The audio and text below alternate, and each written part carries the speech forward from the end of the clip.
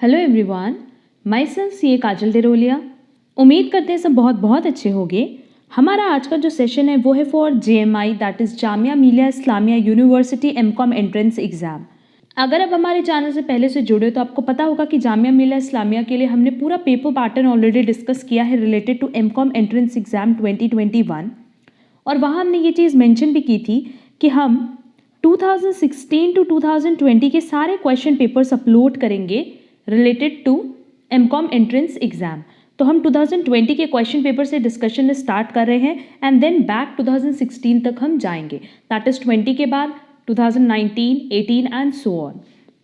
क्योंकि आज हमारा पहला पेपर का डिस्कशन है तो उस पर हम दो चीज़ तुम लोग को बताना चाहेंगे कि सबसे पहला जो पास्ट ईयर क्वेश्चन पेपर्स हैं, नो डाउट वो बहुत रेलेवेंट होते हैं क्योंकि बहुत सारे क्वेश्चंस सेम पैटर्न पे एग्जाम में पूछते हैं और कहीं ना कहीं आपको एक आइडिया लग जाता है कि हर एक टॉपिक को किस लेवल तक रिवाइज करना है।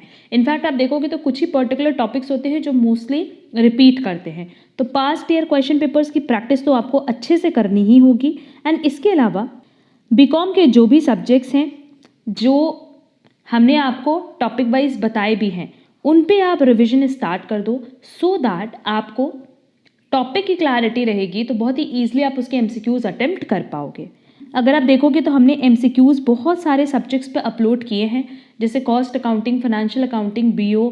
इसके अलावा हम बहुत जल्दी ह्यूमन रिसोर्स मैनेजमेंट के भी MCQs अपलोड करेंगे, तो ये सब भी आपके लिए बहुत रेलेवेंट है। और हमने JMI MCOM एंट्रेंस एग्जाम 2021 के लिए एक प्लेलिस्ट बना दी है। उस प्लेलिस्ट के लिंक ना आपको डिस्क्रिप्शन बॉक्स में मिल जाएगी, तो वो प्लेलिस्ट आप ज़रूर कवर कर लेना क्योंकि उसमें जितने भी रेलेवेंट टॉपिक्स हैं रिलेटेड टू एंट्रेंस एग्जाम वो सब हमने वहाँ मेंशन कर दिए हैं। अच्छा, इसके अलावा मैं एक और सबसे इंपॉर्टेंट पॉइंट बता दें कि हमारा एक व्हाट्सएप ग्रुप और टेलीग्राम चैनल बना हुआ है for MCOM entrance preparation 2021। Basically वो ग्रुप बना है जहां हम अपने सारे PDFs, नोट्स अपलोड करते हैं एंड जो हम टेस्ट कंडक्ट करेंगे, बेसिकली हम 3 टेस्ट कंडक्ट करेंगे पर यूनिवर्सिटी के लिए, तो उसकी पूरी डिटेल इन्फॉर्मेशन आपको मिल जाएगी हमारे Telegram channel as well as WhatsApp group से। अच्छा, आज जो हम लोग डिस्कशन करने वाले हैं 2020 क्वेश्चन पेपर पे रिलेटेड टू एंट्रेंस एग्जाम, इसकी PDF भी आपको टेलीग्राम चैनल से मिल जाएगी। आप वहाँ से इसकी PDF को डाउनलोड कर लेना। तो चलो फिर हम लोग स्टार्ट करते हैं अपना आज का सेशन। एंड आप देखना 2020 के पैटर्न को, इसी पैटर्न पे आपको प्रिपरेशन करनी है। बहुत बार स्टूडेंट्स हमसे ये पूछते हैं कि मैम आपने टॉपिक्स तो बता दिया बट टॉपिक्स को किस लिमिट तक रिवाइज करना है। तो सिंपली याद रखना बेसिक लिमिट तक ही रिवाइज करना होता है, बहुत डिटेल आपको उसको रिवाइज नहीं करना। बट एक बार आप पास्ट ईयर क्वेश्चन पेपर्स जब सॉल्व कर लोगे ना तो ओवरऑल आपको आइडिया लग जाएगा कि किस लेवल के क्वेश्चन एग्जाम में पूछते हैं। तो अब चलो फिर हम लोग स्टार्ट करते हैं अपना आज का सेशन जो कि रिलेटेड है Jamia entrance exam question paper 2020 से। हमारा फर्स्ट क्वेश्चन है IASB स्टैंड्स फॉर। अच्छा देखो, एक लास्ट और पॉइंट हम बता दें कि अगर आप जामिया मिलिया इस्लामिया के लिए प्रिपरेशन कर रहे हो तो हम जो DU की प्लेलिस्ट बनाए हैं that is DU MCOM entrance 2021, वो भी आप ज़रूर से कवर कर लेना क्योंकि DU और JMI दोनों का ऑलमोस्ट जो पेपर पैटर्न है ना सेम है, सब्जेक्ट सेम है और जो लेवल आते हैं क्वेश्चंस के वो भी ऑलमोस्ट सेम है। तो हमने DU के ऑलरेडी पास्ट ईयर कई सारे क्वेश्चन पेपर्स अपलोड किए हुए हैं, तो वो भी आप साथ ही साथ कवर करते जाना। पहला क्वेश्चन है IASB स्टैंड्स फॉर। अब देखो IASB का फुल फॉर्म है इंटरनेशनल अकाउंटिंग स्टैंडर्ड्स बोर्ड, जो कि बेसिकली एक इंडिपेंडेंट प्राइवेट सेक्टर बॉडी है और इन्होंने IFRS डेवलप और अप्रूव किया है। IFRS मतलब international financial reporting standards. Clear? तो IASB का फुल फॉर्म सिंपली क्या है? International accounting standards board, that is C। Next, a complaint not satisfied with the board of the district forum may prefer an appeal against the order before the state commission within how much time from the date of passing the order by the district forum। तो देखो, if in case district forum का जो result आया है उससे aggrieved party satisfied नहीं है तो उसके पास ये राइट है कि वो स्टेट कमीशन के पास वही केस या वही अपील अगेन फाइल कर सकती है। कितने दिन के अंदर अंदर? Within 30 days. जैसे ही डिस्ट्रिक्ट फोरम ने ऑर्डर पास किया वहाँ से 30 डेज का टाइम पीरियड मिलता है और विदिन 30 डेज आप अगर चाहो, दैट इज़ अगर आप अग्रीव्ड पार्टी हो जिसके साथ गलत हुआ है, तो वो स्टेट कमीशन के पास वापस से अपील फाइल कर सकते हैं।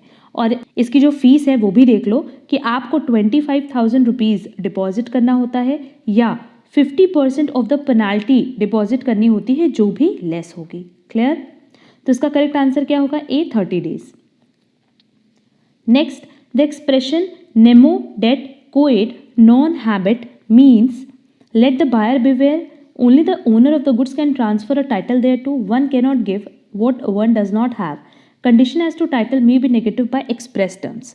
इसका करेक्ट आंसर है सी। बेसिकली नेमो दैट कोएड नॉन हैबिट का मतलब होता है कि जो हमारे पास नहीं है क्या वो हम किसी और को ट्रांसफ़र कर सकते हैं? नहीं। तो अगर इफ़ इन केस मान लो ए ने बी को गुड्स सेल किया, ए ने बी को गुड्स सोल्ड किया, अब ए जो है उसने ये जो गुड्स बेचा है वो बेसिकली चोरी करके लाया था, दैट इज थेफ्ट किया था उसने। तो क्या ए उसका ओरिजिनल ओनर है? नहीं। और अगर ए ओनर नहीं है तो क्या वो बी को ओनरशिप ट्रांसफ़र कर सकता है? नहीं। तो यही चीज़ बताई गई है कि जब आप खुद ओनर नहीं हो, दैट इज़ आपके पास टाइटल नहीं है ओनरशिप का, तो वो आप कैसे किसी को ट्रांसफ़र कर सकते हो। क्लियर? तो उसका करेक्ट आंसर होगा C, one can not give what one does not have. जो आपके पास नहीं है वो आप किसी और को भी नहीं दे सकते। Next, Which of the following is not a basic requirement to form a valid contract of sale? अब देखो अगर हम लोग valid contract of sale की बात करें तो सिंपली 2 पार्टीज होती हैं, transfer of property in goods भी है, कंसिडरेशन इन प्राइस भी है, पर गुड्स की डिलीवरी क्या ये बेसिक रिक्वायरमेंट का पार्ट है? नहीं। Delivery of goods basic requirement का पार्ट नहीं है। इसके अलावा अगर हम लोग गुड्स की बात करते हैं तो गुड्स का होना भी बेसिक रिक्वायरमेंट माना जाता है, बट गुड्स की डिलीवरी को बेसिक रिक्वायरमेंट का पार्ट नहीं माना जाता क्योंकि गुड्स की डिलीवरी बाद में भी हो सकती है, फ्यूचर में भी डिलीवरी हो सकती है। तो करेक्ट आंसर क्या होगा? D. Next, which of the following transactions does not fall in the ambit of bailment? अब देखो सबसे पहले पूछोगे कि मैम बेलमेंट क्या होता है, ठीक है। तो बेलमेंट मतलब सिंपली क्या होता है, एक छोटा सा पहले एग्जांपल समझो। लेट्स से हम स्कूटी परचेज करके लाए, तो हम सबको पता है कि स्कूटी परचेज में ना 3 से 4 फ्री सर्विस मिलती है।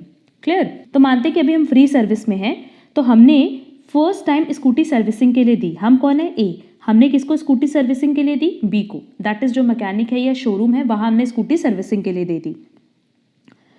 अब बी की क्या ड्यूटी है कि वो स्कूटी सर्विसिंग करके ए को वापस लौटा दे, है ना, और बदले में जो भी चार्जेस होगा वो ए बी को पे कर देगा। क्योंकि ये फ्री सर्विस है तो यहाँ पे ए को कुछ भी पेमेंट नहीं करना है, बिना किसी पेमेंट के, विदाउट एनी पेमेंट उसको सर्विस मिलेगी। और सिंपली बी की क्या ड्यूटी है कि ए से स्कूटी लिया और इसकी सर्विसिंग करके रिटर्न कर दिया। क्लियर? इफ इन केस मान लो मेरी फ्री सर्विस खत्म हो गई है, पेड सर्विस पे हम हैं, तो ए क्या करेगा? बी को अपनी स्कूटी देगा और बी क्या करेगा? उस पर सर्विसिंग करके ए को लौटा देगा। पर वो ए को कब लौटाएगा? जब उसको उसके रिटर्न में कैश मिलेगा। तो सिंपली बेलमेंट मतलब क्या होता है कि जहाँ पे 2 पार्टी होती है, एक होता है बेलर दैट इज जो अपना गुड्स दे रहा है, और एक होता है बेली दैट इज जिसको गुड्स मिल रहा है। बेलर अपना गुड्स बेली को देता है सो दैट बेली उस पर कुछ फंक्शन परफॉर्म कर सके, एंड बेली की ये ड्यूटी होती है कि फंक्शन परफॉर्म करने के बाद बेलर को वो उसका गुड्स रिटर्न कर दे, इन रिटर्न जो भी लेना है वो लेकर के। That is bailment. Gratuitous form में भी हो सकता है as well as non gratuitous form में भी हो सकता है, मतलब पेड भी हो सकती है एंड फ्री सर्विस भी हो सकती है। बट जिस पर्पस के लिए बेली ने, दैट इज यहाँ पे हमारे एग्जाम्पल के हिसाब से बी ने, जिस पर्पस के लिए उसने गुड्स लिया है उस पर्पस को परफॉर्म करने के बाद ये उसकी ड्यूटी बनती है कि वो गुड्स रिटर्न कर दे। क्लियर? तो ये पूरा बेलमेंट का प्रोसेस है। अब देखते हैं, फर्स्ट ऑप्शन दिया है कि delivering goods for carriage. No doubt अगर हम कैरेज के लिए गुड्स डिलीवर कर रहे हैं, दैट इज हम अपना गुड्स किसी पर्सन को दे रहे हैं कि वो उसको कैरी करके लेकर के जाए, एक तरह से कह लो ट्रांसपोर्टेशन, तो हम उसको उसके बदले पैसे देंगे और उसका क्या काम है कि वो गुड्स उसको हमने जहाँ पे बोला है वो उसको पहुँचा करके आ जाए। तो ये बेलमेंट है क्योंकि 2 पार्टी है, एक पार्टी ने अपना गुड्स दिया और दूसरी पार्टी ने गुड्स पहुँचाया। सेकेंड है delivering goods for repair with और विदाउट रेम्यूनरेशन। देख लो हम आपको अपना गुड्स दे रहे रिपेयर के लिए, तो आपकी क्या ड्यूटी बनती है कि उस पर रिपेयर करके आप वो गुड्स हमें रिटर्न कर दो। Next, placing of ornaments in a bank locker. अच्छा, ये वाला भी बताते हैं ऑप्शन। लास्ट देखो, delivering goods to creditor to serve as security of loan. अब देखो यहाँ पे हमने अपना गुड्स क्रेडिटर को क्यों दिया है? एक लोन की सिक्योरिटी के अगेंस्ट। तो जैसे ही हम लोन का पेमेंट करेंगे, क्रेडिटर की क्या ड्यूटी बनती है कि वो हमारा गुड्स रिटर्न कर दे। तो देखो हर जगह बेलमेंट है ना कि 2 पार्टी है, बेलर और बेली, बेलर अपना गुड्स किसी पर्पस के लिए दे रहा है और बेली उस पर्पस को परफॉर्म करके गुड्स रिटर्न कर देगा। क्लियर। बट थर्ड केस में देखो, जहां हम अपना ऑर्नामेंट्स बैंक के लॉकर में रख रहे हैं तो हम अपनी सेफ्टी के पॉइंट ऑफ व्यू से रख रहे हैं। क्या उस पर बैंक को किसी भी तरह का कोई फंक्शन परफॉर्म करना है? नहीं। क्या बैंक हमें रोक सकता है अपना ज्वेलरी वापस ले जाने से? नहीं। उसमें बैंक कहीं इन्वॉल्व ही नहीं होता। बैंक सिर्फ और सिर्फ हमें लॉकर फैसिलिटी देता है, हम उस लॉकर में क्या रखें क्या नहीं उससे बैंक को कोई लेना देना नहीं होता है। तो बेसिकली यहाँ पे बेलर बेली का कोई रिलेशनशिप नहीं है, क्योंकि यहाँ पे बैंक की ये ड्यूटी नहीं है कि आपने लॉकर पे क्या रखा है। बेसिकली बेलमेंट में ये होता है कि जब हम बेली को अपना गुड्स देते हैं तो ये बेली की ड्यूटी होती है कि वो उसको प्रॉपर तरीके से संभाल करके रखे एंड अपना फंक्शन परफॉर्म करके हमें रिटर्न कर दे। बट जब हम बैंक लॉकर में अपना ज्वेलरी रख रहे हैं तो वहाँ बैंक को कोई भी ड्यूटी परफॉर्म नहीं करनी है। क्लियर। तो इसका करेक्ट आंसर क्या होगा? सी। इसका 3 और एग्जाम्पल है बेसिकली जो कि एग्जाम में पूछ सकता है, तो उन 3 एग्जाम्पल को हम यहाँ डिस्कस नहीं करेंगे, वो आप हमारे टेलीग्राम चैनल से डाउनलोड कर लेना। हम क्वेश्चन नंबर 5 करके मोर 3 एग्जाम्पल्स लिख देंगे वहाँ पे और वो आप डाउनलोड कर लेना, सो दैट अगर वो ऑप्शन भी एग्जाम में दिए रहते हैं तो आपको डाउट ना क्रिएट हो। Clear. Next the doctrine of constructive consideration implies. अब देखो, अगर कंस्ट्रक्टिव कंसिडरेशन की बात करें तो सिंपली कंस्ट्रक्टिव कंसिडरेशन का मतलब होता है कि कंसिडरेशन मूव कर सकता है फ्रॉम द प्रोमिसी और from any other person. Clear. तो simply as long as there is a consideration for a promise it is immaterial who is furnished it. मतलब जब तक कंसिडरेशन है, मतलब जब हमने कॉन्ट्रैक्ट किया वहाँ पे प्रॉमिस के लिए कंसिडरेशन है तो हमें इससे कोई मतलब नहीं है कि वो कौन फर्निश कर रहा है, सिंपली वहाँ पे कंसिडरेशन की एग्जिस्टेंस होनी चाहिए और यही रिप्रेजेंट करता है डॉक्ट्रिन ऑफ कंस्ट्रक्टिव कंसिडरेशन को। तो करेक्ट आंसर होगा A. Next, a void contract is. अब देखो, वॉइड कॉन्ट्रैक्ट मतलब सिंपली एक ऐसा कॉन्ट्रैक्ट होता है जो स्टार्टिंग में जब बना तब तो वैलिड होता है, बट बाद में कोई ऐसी सिचुएशन अकर करती है जिसकी वजह से वो कॉन्ट्रैक्ट परफॉर्म करना इम्पॉसिबल हो जाता है। जैसे इफ इन केस मान लो ए ने बी से ये प्रॉमिस किया कि हम दोनों शादी करेंगे, इनकी इंगेजमेंट हो गई, बाद में बी की डेथ हो गई। तो अब जब बी की डेथ हो गई तो ए चाह के भी ये परफॉर्म नहीं कर सकता कॉन्ट्रैक्ट, और फिर उस केस में इस तरह के कॉन्ट्रैक्ट को हम क्या बोलते हैं? Void contract. क्लियर। तो इसका करेक्ट आंसर है ए, नॉट इन्फोर्सेबल एट लॉ, कि कुछ भी कर लो आप इस कॉन्ट्रैक्ट को इन्फोर्स नहीं कर सकते, दैट इज इस कॉन्ट्रैक्ट को कंप्लीट नहीं कर सकते। तो करेक्ट आंसर क्या होगा? ए। और यहाँ पे ए और बी की कोई लायबिलिटी नहीं होगी, अब वो बाउंड नहीं रह जाएगी कॉन्ट्रैक्ट को परफॉर्म करने के लिए, क्योंकि बी की तो डेथ हो गई और ए किससे शादी करेगा, तो ए को भी आप बाउंड नहीं कर सकते कि वो इस कॉन्ट्रैक्ट को परफॉर्म करे। क्लियर। तो करेक्ट आंसर होगा A. Next, when a negotiable instrument is delivered conditionally or for a special purpose as a collateral security or for safe custody only, it is called accommodation bill, genuine trade bill, escrow और documentary bill।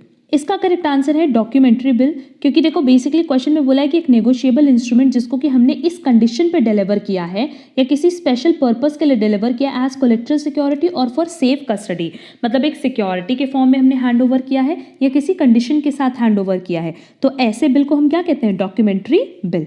अब देखो, accommodation bill तो basically वो जो trade वाला होता है, जो बेसिकली ट्रेड पर्पस के लिए होता है, जहाँ ए और बी अपने म्यूचुअल अंडरस्टैंडिंग के बेसिस पे एक बिल ड्रॉ करते हैं, जहाँ ए को भी पैसे की ज़रूरत है और बी को भी पैसे की ज़रूरत है, तो ये कोई एक्चुअल ट्रेड बिल नहीं होता।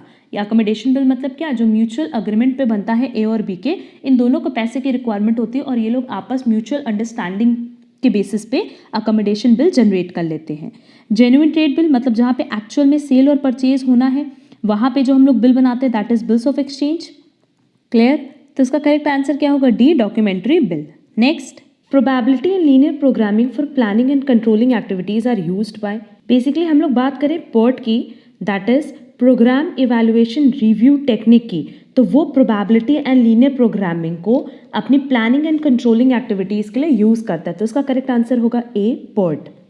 Next, 3 unbiased coins are tossed. What is the probability of getting at most 2 tails? अब देखो यहाँ पे क्वेश्चन में हमसे 3 unbiased coins पूछा है, इसका हम शॉर्ट ट्रिक बता देते हैं और ये शॉर्ट ट्रिक ना आपको हमेशा काम आएगा अगर कॉइन से रिलेटेड कोई भी क्वेश्चन आया तो।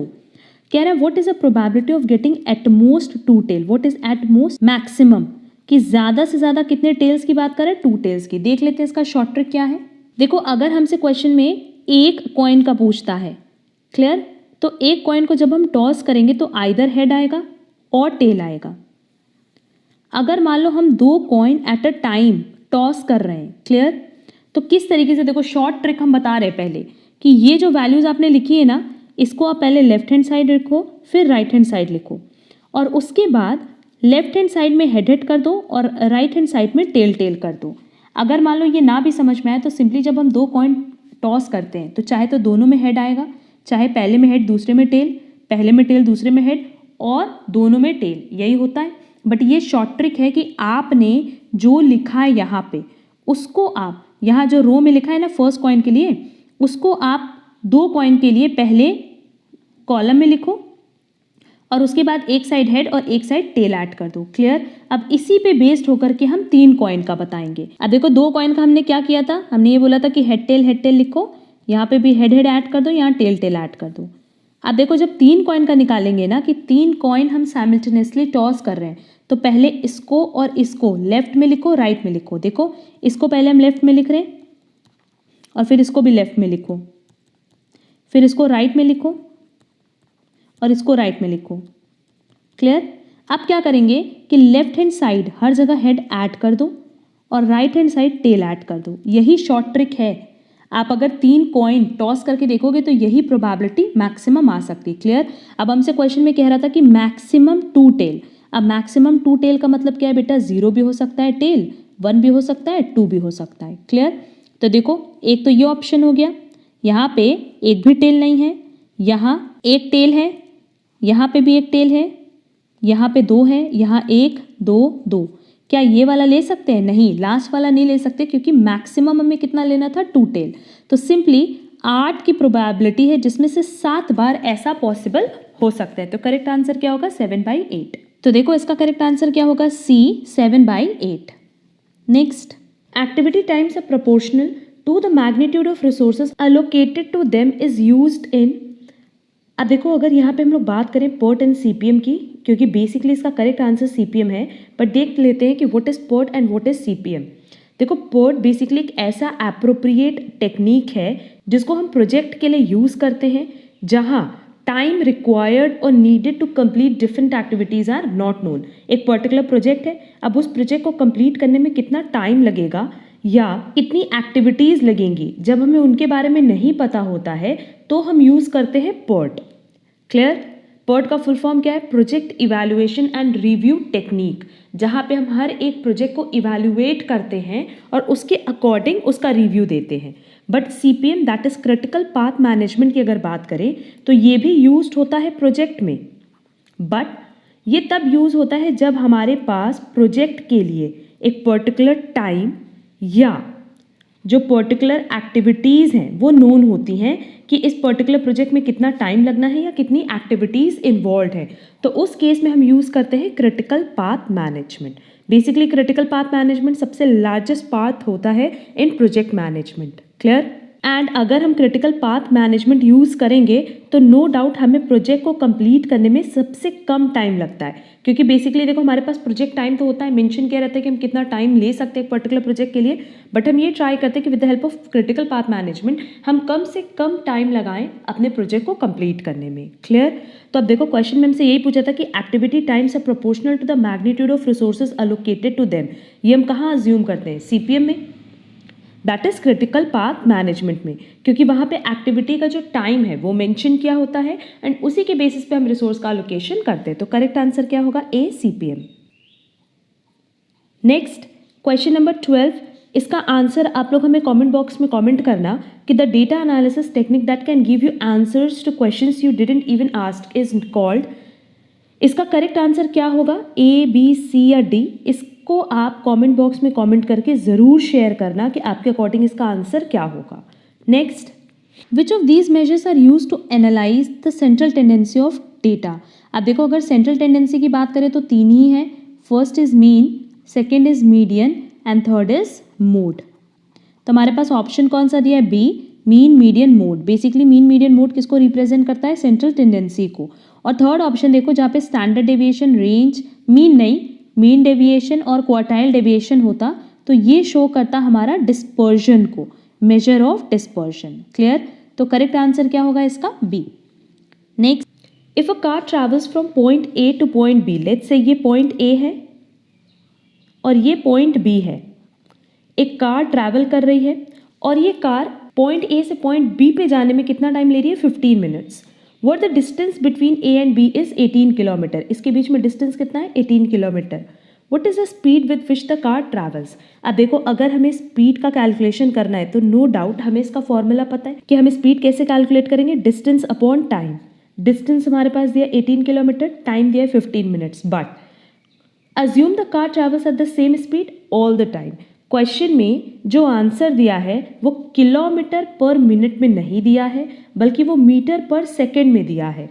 तो पहले हम किलोमीटर को कन्वर्ट करेंगे मीटर में, मिनट को कन्वर्ट करेंगे सेकंड में, और फिर with the help of this formula हम कैलकुलेशन कर लेंगे स्पीड का। क्लियर? देखो, कायदे से तो स्पीड इज इक्वल टू क्या है? Distance upon time. स्पीड कितनी है? 18 किलोमीटर, और टाइम कितना है? 15 मिनट्स। बट 1 किलोमीटर में 1000 मीटर्स होते हैं। क्लियर?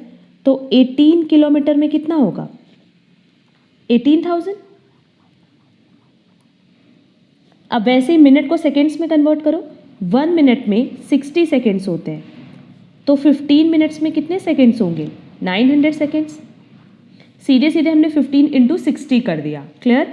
अब इसको सॉल्व करने पे जो हमारे पास आंसर आएगा वो आएगा 20 मीटर पर सेकेंड, कि हर एक सेकेंड में हम कितना ट्रैवल कर रहे हैं? 20 मीटर। तो इसका करेक्ट आंसर होगा D. Next, find the variance and standard deviation for the following data. अब देखो, हम चाहें तो हम वेरिएंस और स्टैंडर्ड डेविएशन का यहाँ पे फॉर्मूला अप्लाई कर सकते हैं and with the help of shortcut method, क्योंकि इफ इन केस मान लो आप डायरेक्ट मेथड अप्लाई करोगे ना तो बहुत कैलकुलेशन हो जाएगा। तो with the help of shortcut method आप इसको सॉल्व कर सकते हो। शॉर्टकट मेथड का पूरा फॉर्मूला हम आपको टेलीग्राम चैनल पे प्रोवाइड करा देंगे। In fact standard deviation and variances के जितने भी फॉर्मूलाज हैं वो सब आपको टेलीग्राम चैनल पे मिल जाएगा। बट यहाँ ना हम सीधे सीधे आंसर बताएंगे, क्योंकि इतना टाइम नहीं होगा एग्जाम में कि इसको हम पूरा बैठ करके सॉल्व करें। जब आप देखना इसको शॉर्टकट मेथड से सॉल्व करोगे ना तो उसमें बहुत ज़्यादा टाइम लगेगा। तो एक सबसे पहला तरीका क्या होता है? देखो, स्टैंडर्ड डेविएशन का साइन ये है और वेरिएंस का साइन ये है ना। इसका मतलब अगर हम स्टैंडर्ड डेविएशन का स्क्वायर कर दें तो वो किसके बराबर आएगा? वेरिएंस के बराबर। या वेरिएंस का अंडर रूट कर दें तो वो किसके बराबर आएगा? स्टैंडर्ड डेविएशन के। क्लियर? इसका मतलब क्या है कि जितना स्टैंडर्ड डेविएशन होगा जस्ट उसका डबल या उसका स्क्वायर वेरिएंस आएगा। ठीक? अब देखो, हम ऑप्शन से ही आंसर चेक करा रहे हैं। फर्स्ट ऑप्शन में देखो, अगर हम मान लेते हैं कि मेरा जो स्टैंडर्ड डेविएशन है वो 12.2 है, तो वेरिएंस कितना होगा? इसका स्क्वायर कर देंगे 148.84, जो कि देखो फर्स्ट में अप्रॉक्स आंसर दिया है। अच्छा, सेकंड देखो, अगर हम मान लेते हैं कि हमारा स्टैंडर्ड डेविएशन 12 है तो उस केस में हमारा वेरिएंस कितना आएगा? 144, और 144 और 150 में बहुत डिफरेंस है। इसका मतलब सेकेंड आंसर गलत है। वैसे आप मान लो कि इसका आपका स्टैंडर्ड डेविएशन 11.9 है, तो 11.9 का स्क्वायर करो। इसका स्क्वायर तो सिर्फ 141.61 आ रहा है। यहाँ देखो, इन दोनों के बीच में बहुत बड़ा गैप है। और वैसे ही अगर मान लो स्टैंडर्ड डेविएशन हम 12.6 ले लेते हैं जो लास्ट ऑप्शन में है, तो इसका स्क्वायर करने पे जो वैल्यू आएगी वो आ रही है 158.76। इसका मतलब ये जो हमने बताया कि ये स्टैंडर्ड डेविएशन का स्क्वायर होगा वेरिएंस, ये सिर्फ और सिर्फ फर्स्ट केस में ही एप्लीकेबल है। इसका मतलब इस क्वेश्चन को बिना सॉल्व किए हम बता सकते हैं कि इसका करेक्ट आंसर क्या होगा? ए। क्लियर? अब देखो, क्योंकि एग्जाम में हमारे पास इतना टाइम नहीं होता कि हम एक क्वेश्चन में 1 मिनट से ज़्यादा लगा सके, तो सिंपली आपको ये शॉर्ट ट्रिक्स अपनानी होंगी। Next, which of the following is not a principle of management given by Taylor. अब देखो, बेसिकली अगर हम लोग प्रिंसिपल ऑफ मैनेजमेंट की बात करें तो science not rule of thumb है, हार्मनी नॉट डिस्कॉर्ड्स भी है, मैक्सिमम नॉट रिस्ट्रिक्टेड आउटपुट भी है। But functional foremanship basically principle of management का पार्ट नहीं था, टेक्निक ऑफ मैनेजमेंट का पार्ट था। क्लियर? तो इसका करेक्ट आंसर क्या होगा? B. Next, management should find one best way to perform a task. Which of the scientific management is defined in this sentence. अब देखो, अगर साइंटिफिक मैनेजमेंट की बात करें तो as per Taylor scientific management और साइंटिफिक स्टडी ऑफ वर्क को उन्होंने 4 पार्ट में डिस्ट्रीब्यूट किया है। पहला है मेथड स्टडी, दूसरा है मोशन स्टडी, देन है time study and last one is फैटिक study. अब इसका तो आप नो डाउट डिटेल एक रीडिंग कर लेना, क्योंकि अगर इस टॉपिक से क्वेश्चन एग्जाम में आया है तो नो डाउट इस टॉपिक से नेक्स्ट टाइम भी एग्जाम में क्वेश्चन आ सकता है। तो जब हम लोग साइंटिफिक मैनेजमेंट को रिवाइज करेंगे तो नो डाउट इन चारों पॉइंट डिटेल में रिविजन करेंगे। आप देखो क्वेश्चन में जो हमसे पूछा है वो पूछ रहा है कि one best way to perform a task, तो ये बताया जाता है इन मेथड स्टडी, क्योंकि मेथड स्टडी का मतलब ही यही है कि एक बेस्ट तरीका जिससे आप अपने काम को या अपने टास्क को परफॉर्म कर सकते हो। क्लियर? वहाँ ये माना जाता है कि हर एक टास्क को हम परफॉर्म कर सकते हैं via best method to gain efficiency. तो इसका करेक्ट आंसर क्या होगा? डी, क्योंकि मेथड स्टडी हमें बताता है एक सबसे बेस्ट तरीका जिससे हम अपने टास्क को परफॉर्म कर सकते हैं। क्लियर? तो करेक्ट आंसर होगा D. Next, the principles of management are significant because of increase in efficiency, initiative, optimum utilization of resources और adaptation to changing technology। अब देखो प्रिंसिपल ऑफ मैनेजमेंट का सबसे मोस्ट इंपॉर्टेंट सिग्निफिकेंट ही यही है कि हम वहाँ पे ऑप्टिमम यूटिलाइजेशन कर पाते हैं रिसोर्सेज का। देखो रिसोर्सेज हमारे पास लिमिटेड है, बट हम उनका कम से कम वेस्टेज करके ज़्यादा से ज़्यादा यूज़ कर पाते हैं, या फिर कह लो ज़्यादा से ज़्यादा उसको कन्वर्ट कर पाते हैं आउटपुट में। क्लियर? और हम इस तरीके से कह सकते हैं कि ऑप्टिमम यूटिलाइजेशन ऑफ रिसोर्सेज मतलब जो हमारे पास लिमिटेड रिसोर्सेज है, जैसे कि कैपिटल हो गया, लेबर हो गए, उन लिमिटेड रिसोर्सेज को बेस्ट पॉसिबल वे में यूज़ करना सो दैट हम मैक्सिमम बेनिफिट डिराइव कर सकें, वो भी कम से कम कॉस्ट में। क्योंकि देखो हमें एफिशिएंसी भी देखनी होती है और इफेक्टिवनेस भी देखनी होती है। दैट इज हम कम से कम कॉस्ट में ज़्यादा से ज़्यादा प्रोडक्शन करना चाहते हैं, किसकी हेल्प से? With the help of these limited resources. Clear? तो करेक्ट आंसर क्या होगा? सी, कि प्रिंसिपल ऑफ मैनेजमेंट का सबसे जो मेन सिग्निफिकेंस है, जो सबसे ज़्यादा इंपॉर्टेंस है, वो किस चीज़ की है? कि वहाँ पे हम ऑप्टिमम यूटिलाइजेशन कर पाते हैं रिसोर्सेज का। तो करेक्ट आंसर होगा C. Next, planning leads to rigidity is a importance of planning, limitation of planning, characteristics of planning और method of planning. But obvious limitation of planning, देखो बेसिकली लिमिटेशन ये क्यों है? क्योंकि हर एक ऑर्गेनाइजेशन में क्या होता है कि एक पर्टिकुलर प्लान ड्रॉन अप होता है, उस पर्टिकुलर प्लान को जो हमने बनाया है वो एक स्पेसिफिक गोल को अचीव करने के लिए बनाया जाता है with in a specific time frame. और अब इन्हीं प्लान के बेसिस पे हम अपने फ्यूचर कोर्स ऑफ एक्शन को डिसाइड करते हैं, जो कि बाद में चेंज करना बहुत मुश्किल हो जाता है।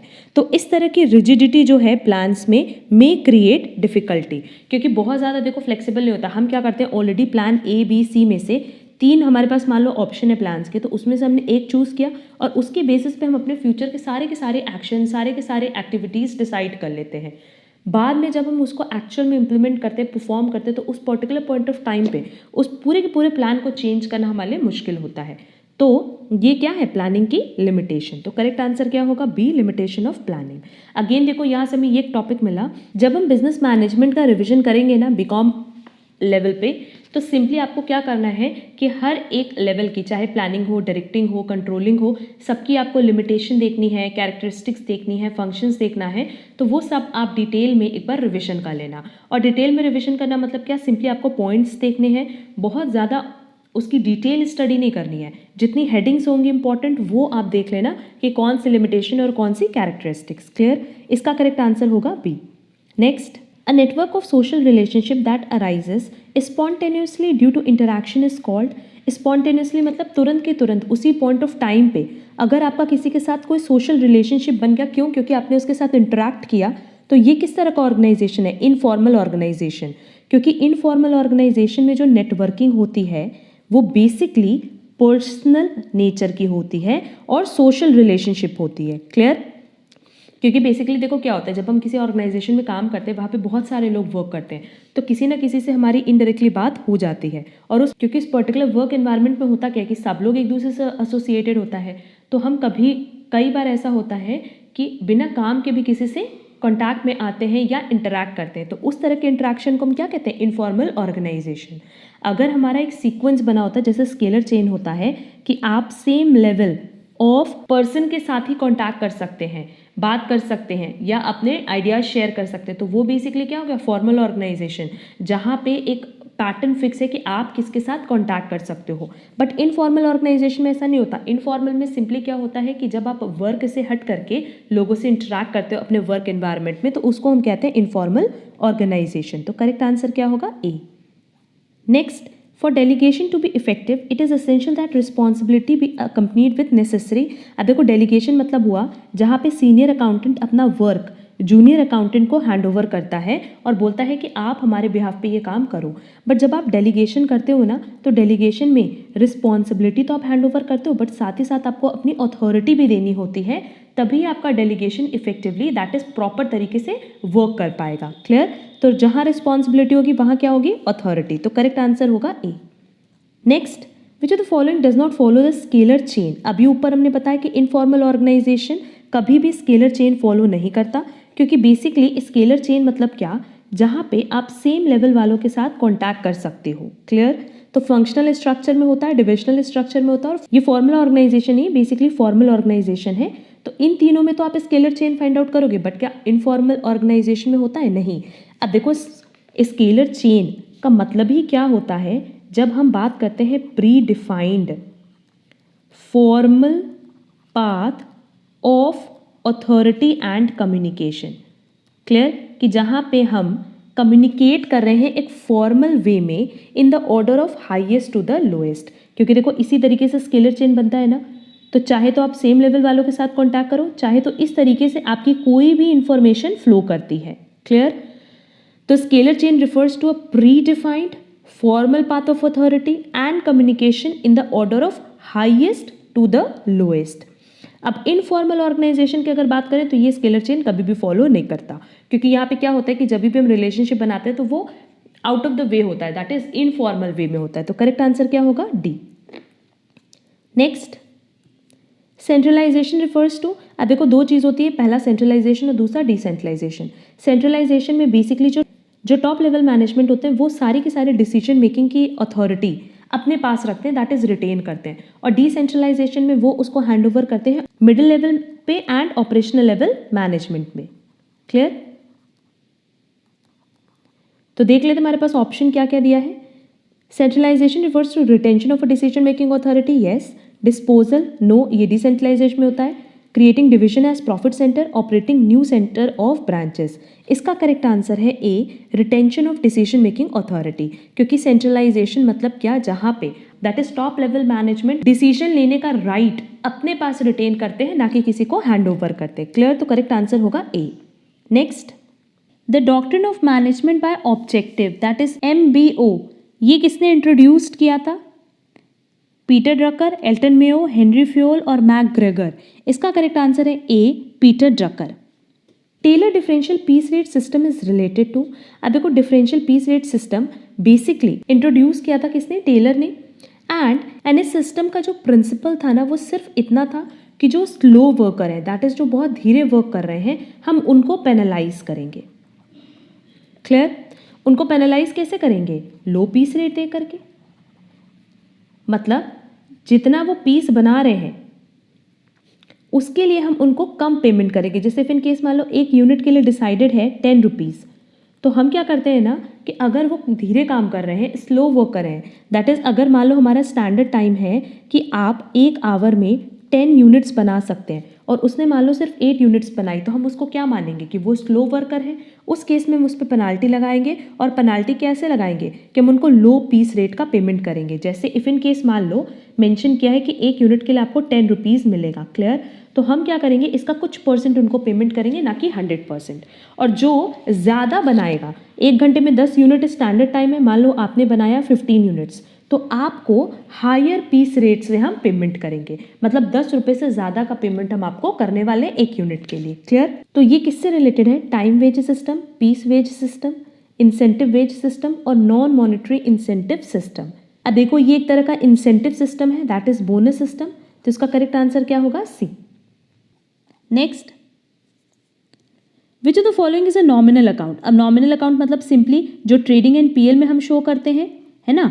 और नॉमिनल अकाउंट का रूल क्या था? ऑल एक्सपेंसेस एंड लॉसेस इसको हमें डेबिट करना है और ऑल इनकम एंड गेन को हमें क्रेडिट करना है. क्लियर? तो इसका करेक्ट आंसर होगा सैलरी अकाउंट, क्योंकि सैलरी बेसिकली एक्सपेंस है जिसको हम डेबिट करते हैं. तो करेक्ट आंसर होगा सी. अगर ड्राइंग अकाउंट की बात करें तो ये बेसिकली पर्सनल अकाउंट है.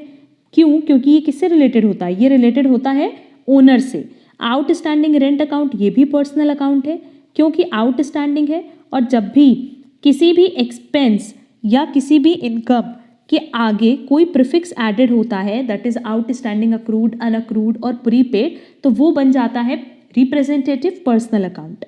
And closing stock account basically asset है, और असेट क्या होता है? Real account. Clear? Next, ₹15,000 is spent on replacement of worn out part of the machine will be charged as। अब देखो, worn out मतलब होता है जो एकदम बेकार हो गया हो, मशीन का कोई एक ऐसा पार्ट जो डिस्ट्रॉय हो चुका हो कंप्लीटली, तो अगर आप उसको रिप्लेस कराते हैं और उसकी जगह न्यू पार्ट अगर आप लगवा रहे हो, तो नो डाउट आपकी मशीन की जो यूज़फुल लाइफ है वो इंक्रीज हो जाएगी, और अगर यूज़फुल लाइफ इंक्रीज होगी तो इसका मतलब क्या कि ये किस तरह का एक्सपेंडिचर है? Capital expenditure. क्लियर? तो इसका करेक्ट आंसर क्या होगा? ए, कैपिटल एक्सपेंडिचर। अब देखो, capital expenditure, revenue expenditure, capital receipt, revenue receipt पे हमने ऑलरेडी एक डिटेल लेक्चर अपलोड किया है, जहां हमने चारों पॉइंट्स को बहुत डिटेल में डिस्कस किया है और साथ ही साथ उसके कुछ एग्जाम्पल्स भी समझाए हैं। तो उसकी लिंक आपको डिस्क्रिप्शन बॉक्स में मिल जाएगी, एज वेल एज हमने प्लेलिस्ट में भी डाली हुई है, तो वो क्लास अब ज़रूर से कर लेना।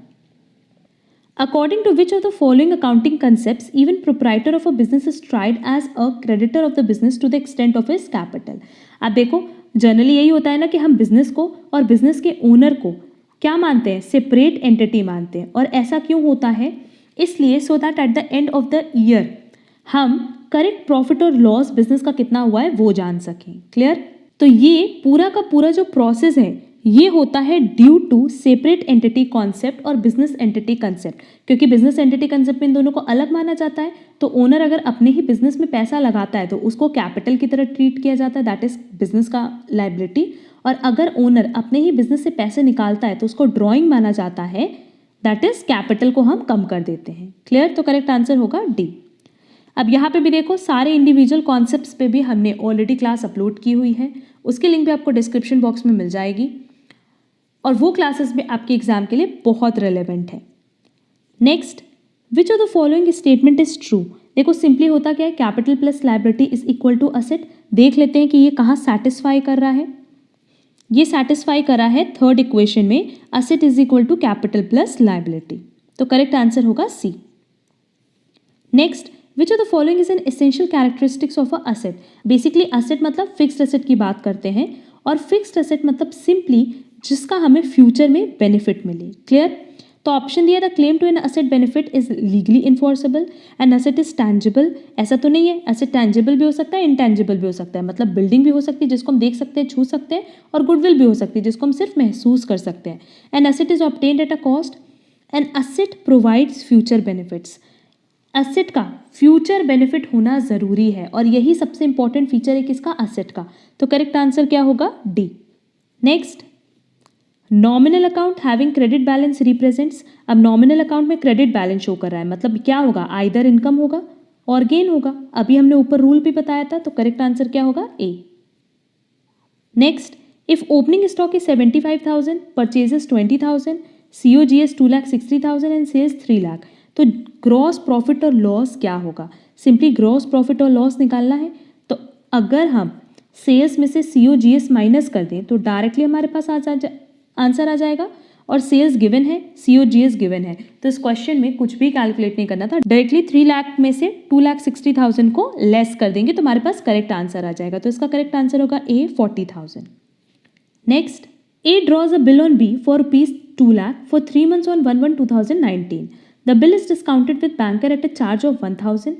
At maturity, the bill returned dishonored. In the books of A for dishonor, the bank account will be credited by। A ने ड्रॉ किया था B पे बिल 2 लाख का, और बाद में A ने क्या किया कि वो बैंक से डिस्काउंट करा लिया और 1,000 का डिस्काउंट उनको पे करना पड़ा। ठीक है, कोई बात नहीं, पर बाद में जब बिल मच्योर हुआ ना तो डिसऑनर हो गया, तो A बेसिकली क्या करेगा? B से पैसे लेगा, दैट इज जो डेटर को कम किया था वो बढ़ा देगा टू बैंक, क्योंकि बैंक को उसको रिटर्न करना होगा। और कितना रिटर्न करेंगे? 2 लाख। इससे कोई मतलब नहीं कि बैंक ने कितना डिस्काउंट चार्ज किया था, यह पूरी एंट्री होगी, दैट इज पूरी 2 लाख की। तो करेक्ट आंसर क्या होगा? बी, 2 लाख। बेसिकली ये 1,000 जो बैंक दे रहा है वो इसलिए दे रहा है क्योंकि बैंक आपको 3 महीने पहले पैसे दे रहा है, तो वो उसकी फीस है, वो उसकी चार्जेस हैं। क्लियर? करेक्ट आंसर क्या होगा? B. Next, subscription received in advance during an accounting year is treated as. अब देखो, subscription basically non profit organisation का पार्ट है, और सब्सक्रिप्शन नॉन प्रॉफिट ऑर्गेनाइजेशन के लिए क्या है? इनकम है। क्लियर। तो अगर इनकम आउटस्टैंडिंग होगी तो असेट होगा, मतलब ड्यू हो गया पर मिला नहीं, that is due but not yet received. But अगर रिसीव्ड इन एडवांस है, इसका मतलब अभी ड्यू तो हुआ नहीं, एडवांस में मिल गया, तो क्या होगी, लायबिलिटी। तो इसका करेक्ट आंसर क्या होगा, C, liability. Next, opening stock given है, परचेज गिवन है, क्लोजिंग स्टॉक गिवन है, जीपी गिवन है, पर जीपी किस पे है बेटा, सेल्स पे। Then the amount of sales is, अब देखो जीपी अगर सेल्स पे दिया है तो सेल्स लेट से 100 है और ग्रॉस प्रॉफिट कितना है 20, तो कॉस्ट प्राइस कितना हो जाएगा 80। अब देखो अगर इस पे तुम लोगों को डिटेल कॉन्सेप्ट समझना हो तो हमने इस पे भी ऑलरेडी क्लास अपलोड करके रखी है, जहां हमने बेसिस बताया profit on cost and profit on sale का। उसकी लिंक आपको डिस्क्रिप्शन बॉक्स में मिल जाएगी। वो ओवरऑल आपके लिए बहुत इंपॉर्टेंट टॉपिक है, तो वो क्लास आप जरूर से कर लेना। अब देखो यहाँ पे हम बता दे रहे हैं कि 20% सेल्स पे है, that is 20 divided by 100 into 100 करेंगे तो 20% आएगा। वैसे ही अगर हम कॉस्ट पे निकालें तो 20 डिवाइडेड बाय 80 इंटू 100, तो कितना आ जाएगा, 25% किस पे, कॉस्ट पे, और 20% किस पे, सेल्स पे। अच्छा, ओपनिंग स्टॉक गिवन है, परचेज गिवन है, क्लोजिंग स्टॉक गिवन है, तो सिंपली हम क्या कैलकुलेट कर सकते हैं, सीओजीएस कैलकुलेट कर ले। सीओजीएस कितना आ जाएगा, opening stock plus purchases minus closing stock, ये आएगा 80,000। क्लियर। और ग्रॉस प्रॉफिट कितना है, कॉस्ट का 25%, दैट इज 80,000 का 25%, तो ये आ जाएगा हमारा 20,000। क्लियर। क्वेश्चन में हमसे सेल्स पूछा है, sales is equal to simply क्या हो जाएगा, COGS plus gross profit. COGS 80,000 है, ग्रॉस प्रॉफिट 20,000 है, दोनों को ऐड करेंगे तो हमारे पास सेल्स का फिगर आ जाएगा जो कि आएगा ₹1,00,000। तो करेक्ट आंसर क्या होगा, बी, ₹1,00,000।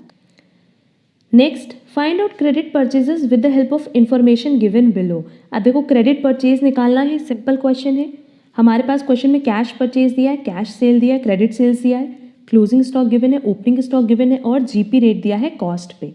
अब देखो अगर कॉस्ट पे दिया है तो कॉस्ट कितनी मानेंगे, 100, जीपी कितना है 20% ऑन कॉस्ट, दैट इज 20, तो सेल प्राइस कितना हो जाएगा 120। अगर ये कॉस्ट पे 20% है तो सेल पे कितना होगा, 20 डिवाइडेड बाय 120 मल्टीप्लाई बाय 100, ये आ जाएगा हमारा 16.6667% किस पे, सेल्स पे। Clear.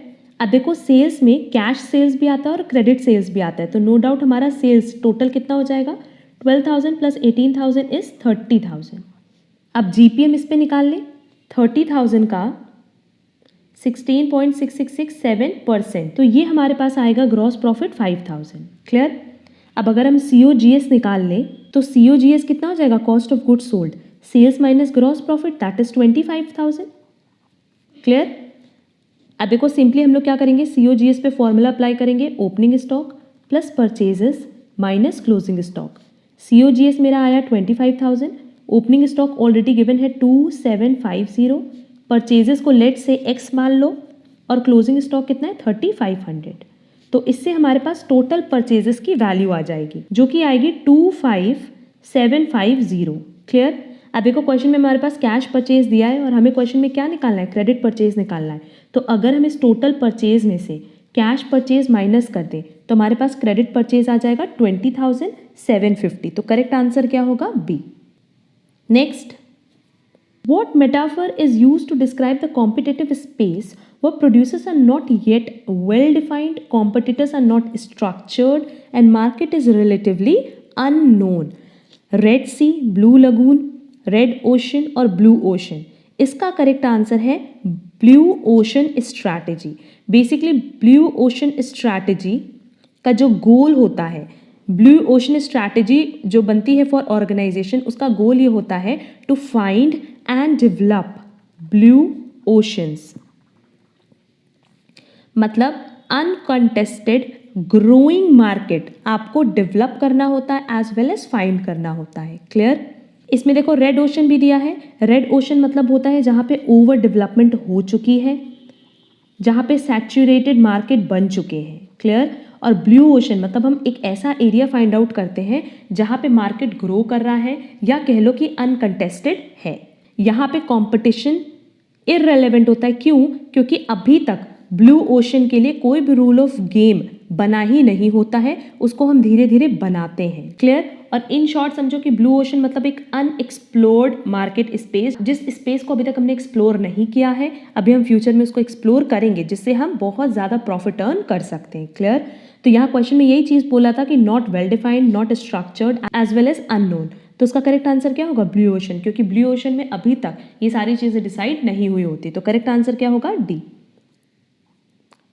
Next, what is the initial step in starting a business? Raising the capital, registering a company, identifying customer pain, doing market research. देखो कोई भी बिजनेस स्टार्ट करने के पहले ना हम उसका रिसर्च एंड डेवलपमेंट करते हैं।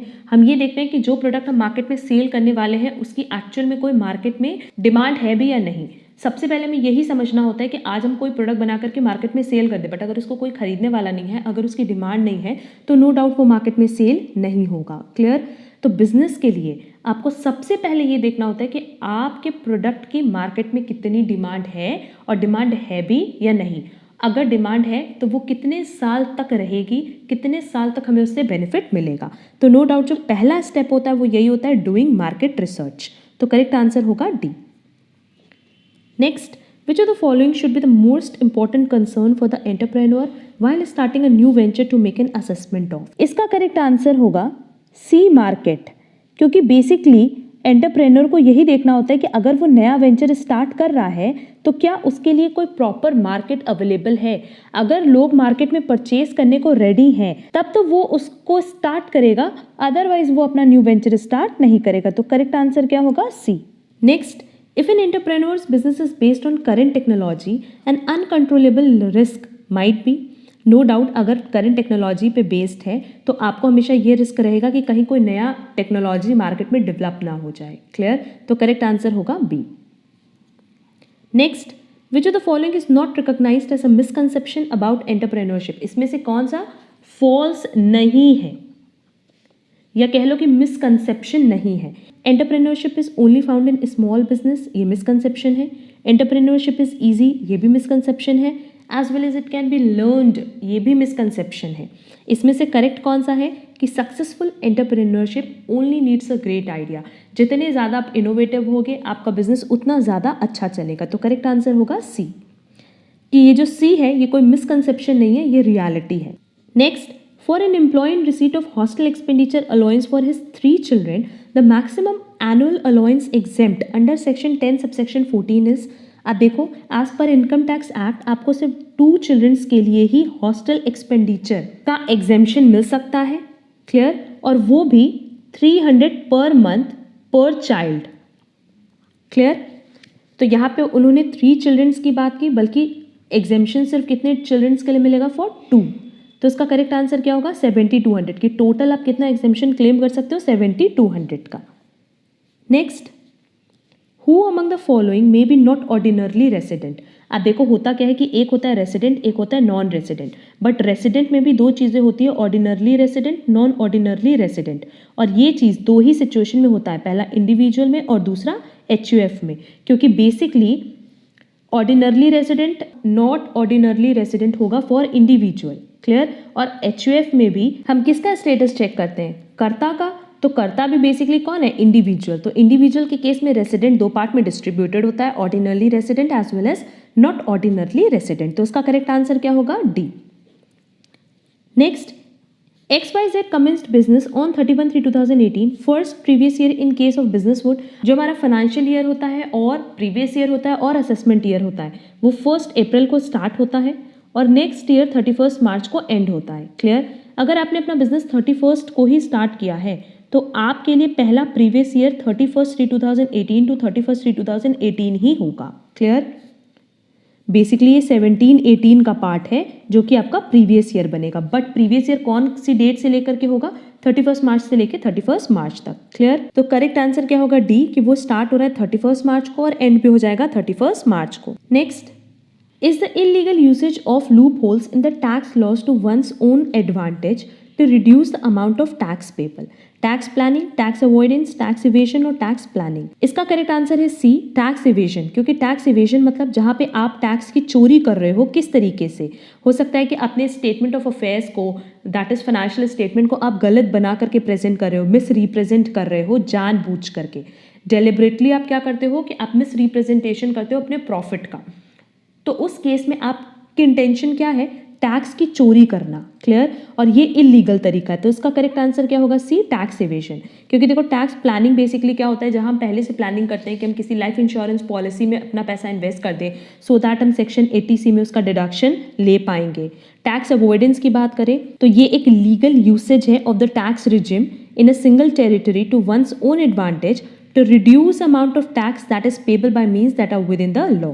Basically टैक्स अवॉइडेंस एक लीगल सोर्स है जिसके थ्रू हम अपने टैक्स की सेविंग कर सकते हैं। टैक्स प्लानिंग जहां हम पहले से प्लानिंग करके चलते हैं कि कैसे हम फ्यूचर में अपने टैक्स की सेविंग करेंगे। बट टैक्स इवेशन मतलब होता है टैक्स की चोरी करना, जो कि आप डेलिबरेटली करते हो, या आप कह सकते हो कि आप अपने फाइनेंशियल स्टेटमेंट का मिस रिप्रेजेंटेशन करते हो सो दैट अपने प्रॉफिट के साथ छेड़छाड़ कर सको, क्लियर।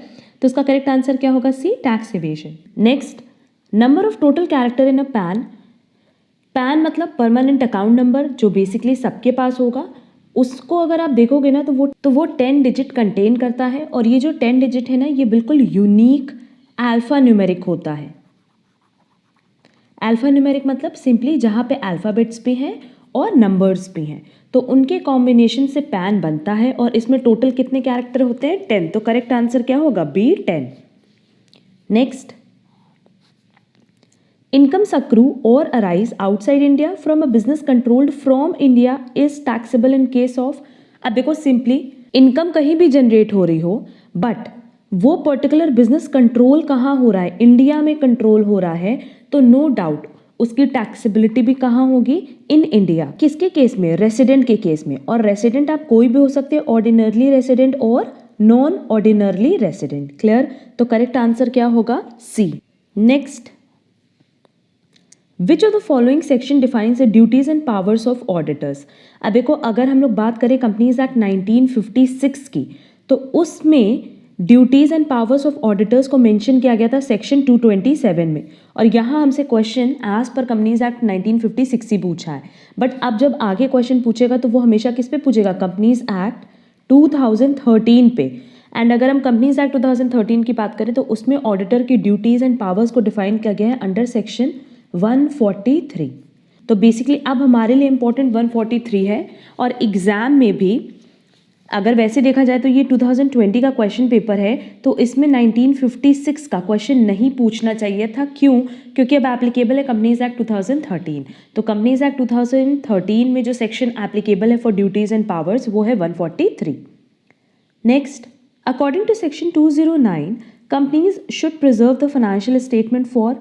अब बेसिकली एट प्रेजेंट देखें तो सेक्शन 209 सब सेक्शन 4A में ये चीज़ मेंशन की गई है कि आपको अपनी books of accounts together with the vouchers relevant to any entry in such books of accounts, मतलब जो हमारे पास बुक्स ऑफ अकाउंट्स है जैसे trading and PL balance sheet, और उसके साथ जो भी वाउचर्स हैं, एक तरह से कह लो एंट्री पास करने के लिए जो भी रेलेवेंट वाउचर्स हैं, उन सब को आपको गुड ऑर्डर में रखना होता है। कम से कम कितने साल के लिए, 8 ईयर्स के लिए, क्लियर। तो उसका करेक्ट आंसर क्या होगा, D, 8 years. Next, valuation of inventory under IFRS is done by. अब देखो अंडर IFRS और इंड AS और अकाउंटिंग स्टैंडर्ड, आप किसी में भी बात करो, जो हमारा वैल्यूएशन मेथड है उसमें सिर्फ 2 ही मेथड अलाउड है। First is first in first out and second is weighted average method. LIFO method कहीं पे भी अलाउड नहीं है, that is last in first out. तो इसका करेक्ट आंसर होगा B, FIFO। And FIFO as well as weighted average method दोनों ही इसका करेक्ट आंसर है, तो इसका करेक्ट आंसर होगा बी।